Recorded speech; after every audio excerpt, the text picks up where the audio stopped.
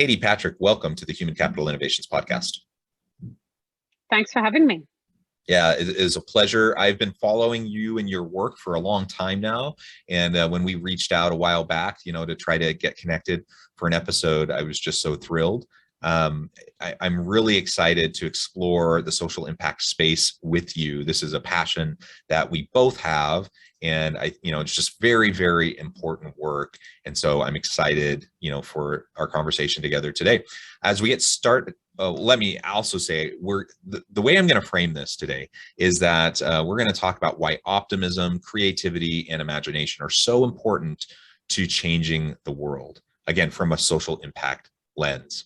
And it's just going to be a lot of fun. As we get started, I wanted to share Katie's bio with everybody. Katie Patrick is an Australian-American environmental engineer, designer, and author of How to Save the World, How to Make Changing the World the Greatest Game We've Ever Played, and hosts the podcast, How to Save the World, where she investigates academic research in environmental psychology.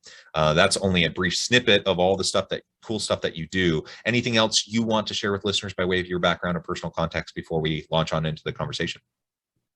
Oh, well, I'm also a user interface gamification designer. So I also work on something that's really neat called Energy Lollipop, which kind of gamifies and shows you real-time emissions. So my core passion underneath all of this is the feedback loop of environmental data and making that feedback loop fun and exciting to interact with. That's super interesting. I can't claim to fully understand everything you were just describing, but I think gamification is always a great thing when we can tap that into, just to enhance our learning and retention and motivation in terms of these sorts of issues. So I think that's wonderful. And environmental sustainability is a huge part of what we're talking about when we talk about social impact work and changing the world. And just for anyone watching the video, I note, your background, which is beautiful. Do you mind just describing that for listeners here really quickly? Yeah, so my Zoom background is this wonderful building called the Bosco Verticale, and it means vertical forest in Italian. And it is an apartment building that's completely covered in 2,000 trees. So instead of just making an apartment building that's a giant concrete obelisk, which is what apartment buildings usually are, it's completely covered by greenery. And so this building is the future, and that's a lot to do with what my optimism and imagination work is about, is trying to get people to imagine what cities would look like if they were covered in greenery. And a lot of the times these are kind of science fiction, futuristic, artistic renderings, but this one is actually real. Like, it's been built and the trees are there, and there's more and more of them going up around the world, which is really exciting.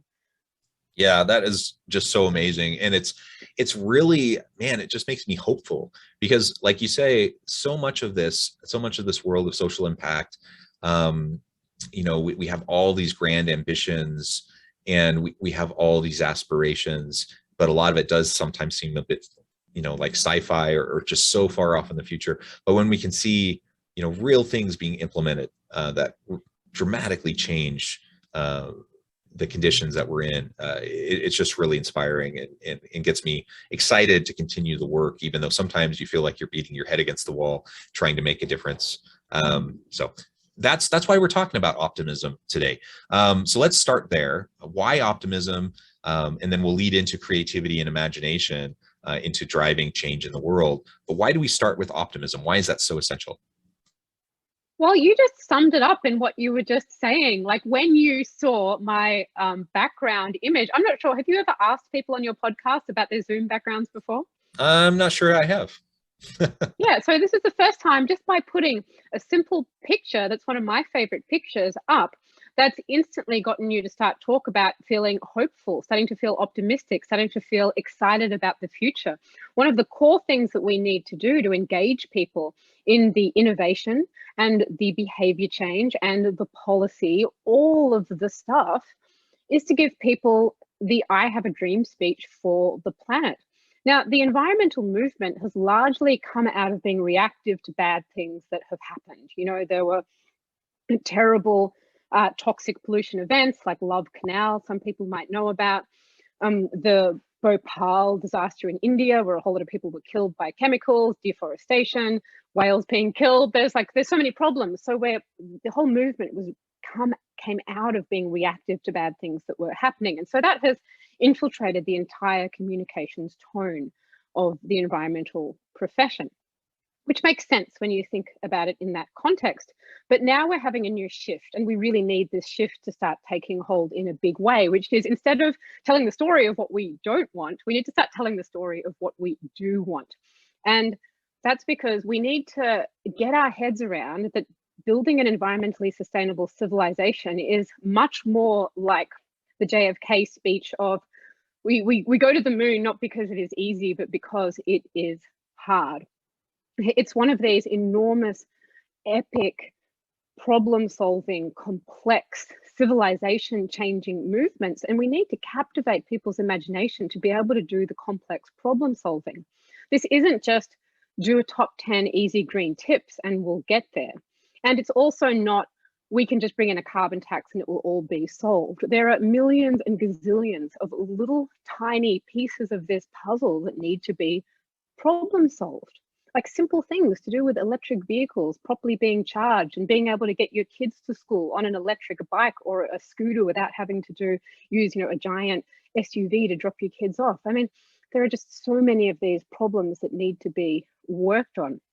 And we really need to unleash the big innovation imagination space. And just telling people, we're cooking the earth and it's all going to melt and die is not going to captivate people, and it doesn't work. So one of the core things to leadership, to be able to get your community of people to step up to a challenge, is being able to show them a dream or a vision. It's actually called a cognitive alternative, which is a really boring way to say it, but that's like the academic term that you can use. So you actually tell people there is an alternative reality, and that's what can gravitate people towards being able to get into this movement. And so that's what Martin Luther King's I Have a Dream speech was. It was saying that there is this other alternative universe, this other alternative world that we can work towards. So it's essential for leaders to be able to start not just telling that there's all these problems, but explaining this other possible world. The other part of it is the neuroscience of how we problem solve and how we do creative work. If you really stress somebody out, you activate their amygdala, you activate their fight or flight response. And then what that directly does is takes energy out of the prefrontal cortex, where you're going to do your finer creative problem solving. So if you're asking for people to engage in complex problem solving, which is what you need, even if you just want to put a solar panel on your house, that's a complicated thing to go through, let alone designing a solar panel policy for a whole lot of people or building a startup, right? So if you're constantly slashing people's cognitive ability by 30% through the fear message, you're not putting them in the headspace that they're going to really need to be in to do all of the problem solving. And one of the guests I recently interviewed for my podcast, he's a cognitive scientist. He did a test on people and showed them scary images of climate change versus climate solutions, which are wind turbines or solar panels, and found that people actually reduced their concentration and they had a freezing effect. It triggers the fight or flight response. It freezes your cognitive ability. So it's a pretty dreadful way to activate people to engage in behaviors and also to engage in complex problem solving. But so the perfectly great antidote to all of this, which is pictures of vibrant eco-cities showing the future we want, talking about the I Have a Dream speech. And when we have that, it builds our optimism, it builds our imagination, it feels good. We're able to learn better when we feel good. But my central passion about optimism and creativity and imagination is really the deep innovation work. It's not just, let's all feel good about the planet so we recycle more and we can be like happily turning the lights off and happily recycling. I've got a much deeper message that I want to see people taking on environmental sustainability, the way some people want to go to Mars, that really sort of deep passion to do something epic for humanity. I want to kind of unlock that deep long-term passion in people. And I think the environmental imagination exercises, that is the way to do it. Well, that's so well said. And I couldn't help but think about some of the examples of the fear-based messaging that we see all around us, not just in terms of the environmental movement, but in politics, in all sorts of discourse that we see. And one specific example that came to mind was my 15-year-old daughter, who is going through driver's ed, and they have this requirement where a parent has to go with the child, and then they sit through this like scared stupid kind of video where they just see all these horrific accidents, and they're like, don't text while you drive. And so all of this is completely fear-based. And I couldn't help but think, how effective is this really to get people to not act in certain ways, and instead of trying to provide a picture of how to act in responsible ways that will be beneficial to everyone around them. And certainly within the environmental movement, and we talk about climate change, for example, so much of it has been fear-based, and we have to have a healthy recognition of the scope and scale of the problems we're facing. We can't sugarcoat it, but we have to have optimism for what changes are possible, what we can actually accomplish.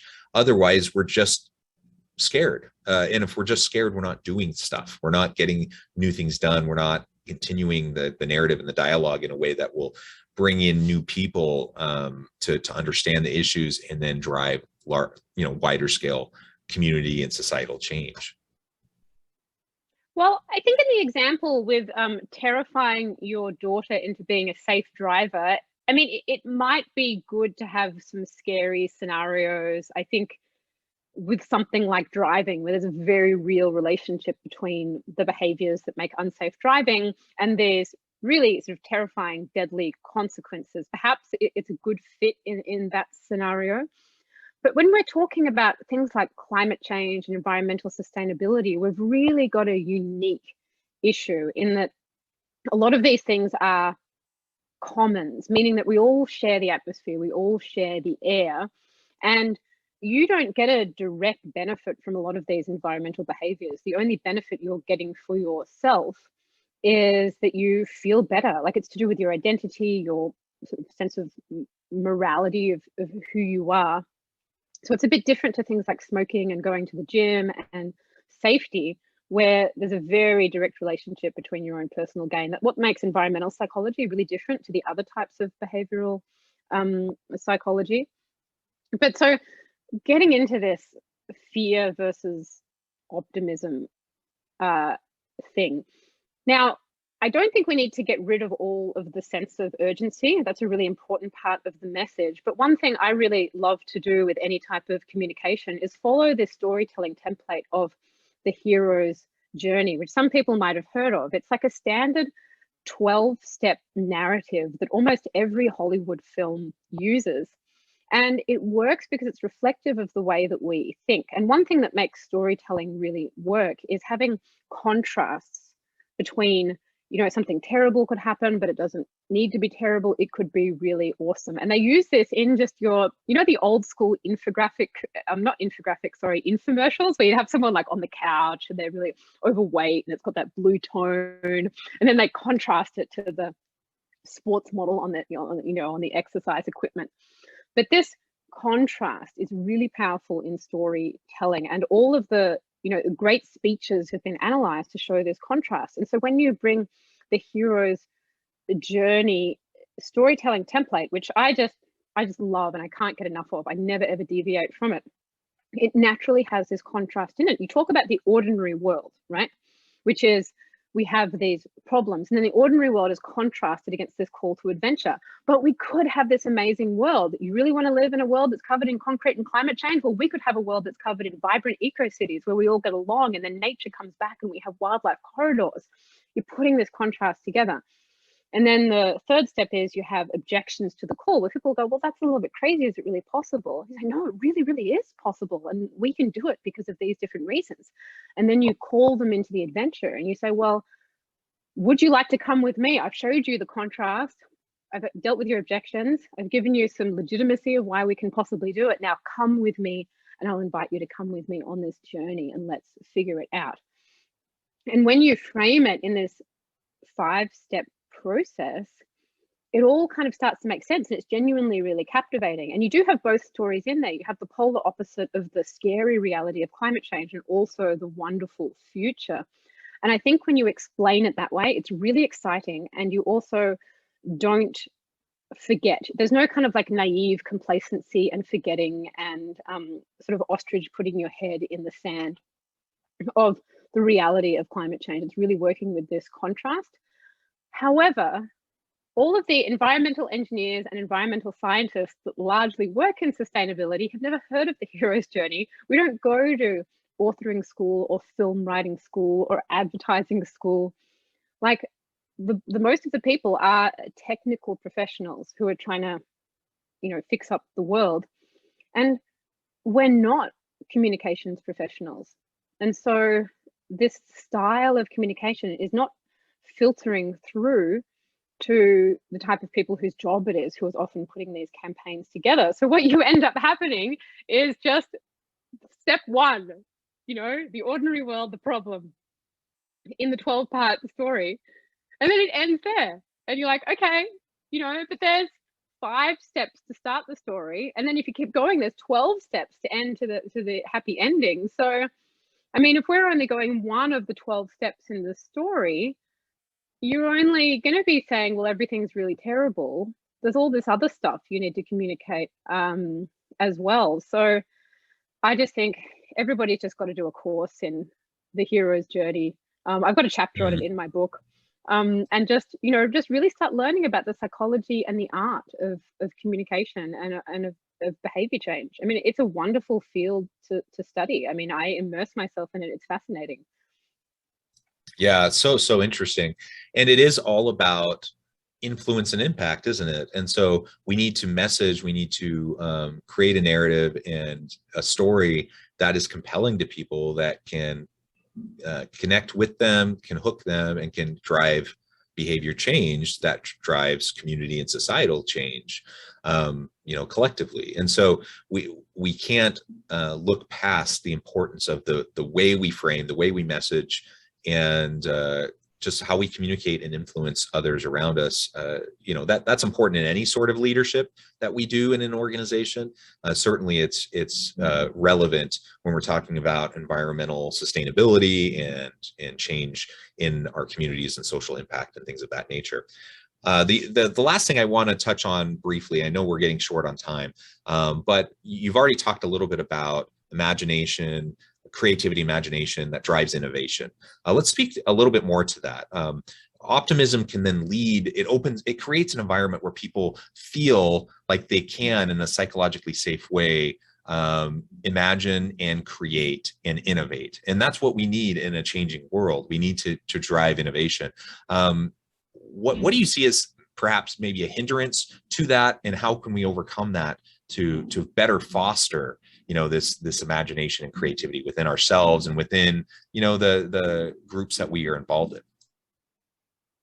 Well, I'm not sure what actively hinders it, because I just don't really see it done. I mean, ever, anywhere. I mean, in the context of what I do in sustainability, I mean, they probably do it at Pixar, they probably do it in Hollywood, maybe in toy companies at Barbie, they probably all get together and think up, you know, what the next Barbie is going to be. But I have maybe a couple of times, but rarely, if ever, have I seen people in environmental sustainability, in climate change, really sit down for a workshop or a conference or just an enormous brainstorm about, let's just dream up what the future world is, and then let's reverse engineer that. I mean, this is core to the design theme in my book. So my book is a 10-step process taking you through a whole lot of exercises, many of which are based on academic case studies in behavioral science and gamification design. It's not just a kind of a touchy-feely thing. But there are a few steps which go into this, which is imagine the future world, but it's not just this kind of like sort of artistic rambling thing. It's really very scientific. So what I ask the exercise is to actually come up with a measurable goal that this world is. So it could be zero carbon pollution. It could be zero waste. It could be 50% of urban coverings covered with greenery. And so you put this in the middle of the page as the number. And then the exercise is to come up with 100 ideas of how to get there. So you have the data of where we are now, you have the data of where we want to go. In between them is the spine of measurable change. It's really super obvious. You have a destination. Imagine if you were trying to lose weight, you would be like, so many pounds here, so many pounds there. You track it. when it comes to sustainability, we don't do this stuff enough, right? So anyway, we figure out our goal, and then we're just trying to figure out, how do we get there? How do we get there? If we want to increase green space, well, would we plant more trees? Would we do green roofs? Would we work with schools? Where would we even start? Like, let's just figure this out. And so then you are in this intense brainstorming process about how you would, get to this number. And then that should illustrate you a pathway to get from here to there. Now, I just kind of like made this up because it was something I kind of learned from psychology and self-help books. Sometimes you would do this just for your own life. And I'm like, well, people tell me if I want to make my perfect life, I can do all these different kind of entrepreneurial exercises. I mean, why can't we apply this to climate change or, eco-cities or pollution? And when you start doing that, it's a really wonderful, exciting, fun process. So I don't know why when they have the air pollution conference, everybody, presents their research papers on air pollution. Why don't they just put the number in the middle of the lecture screen and just get everybody to like, let's just brainstorm on how we get the number down, just like brainstorm to kind of activate that energy. I mean, that's what I would like to see people doing more of. And the more expertise you get, the better you get at it. So, if you keep doing it like once every few months, you're only going to get better ideas and get more insightful. So I'm not sure what's hindering it, but it is definitely not taught. It's not in the consciousness. I don't know why people aren't doing it. I'm out there trying to beat the drum and spread the message about it. But I mean, everybody should be doing these type of exercises all the time. Yeah, well, I think that's well said. I mean, that's what's keeping it from happening is just a lack of understanding, a lack of awareness, to take that kind of an approach. And it's much needed, as you said. Well, Katie, it has just been a real pleasure. The time has flown by. I imagine we could continue on this topic and adjacent topics for hours and hours. But I want to be respectful of your time and let you get back to your busy day. But before we close today, I just want to give you a chance to share with listeners how they can get connected with you, find out more about your work, your book, your podcast, and then give us the final word on the topic for today. Yeah, thank you. Well, I do have my book, How to Save the World, which I would encourage anyone to get and work through. So it's just called How to Save the World. It's on my website, katiepatrick.com, or it's on Amazon. I'd also like to encourage people to subscribe to my podcast, also called How to Save the World, where I take a really deep intellectual dive with academic experts who study research papers on this stuff. We're not just talking about it randomly. These are people who do tests with real people, and it's deeply insightful. I get an enormous out of interviewing these people. And I'm actually launching next month something called the Imagination Project. So have a look out for that. I'll put it on my website. Follow me on social media. It's just at Katie Patrick on Twitter and at Katie Patrick Hello on Instagram. And if anybody's excited about this idea of imagining the new world, I will be launching a project about this that people can get involved in. Wonderful. Thank you so much, Katie. It has been a pleasure. I encourage listeners to reach out, get connected, find out more about what Katie can do for you and your team. Check out the podcast, check out her book, check out upcoming resources. So many great things. I'm just so amazed by all the good work you do, Katie. And I hope people will tap into that. As always, I hope everyone can stay healthy and safe, that you can find meaning and purpose at work each and every day. And I hope you all have a great week.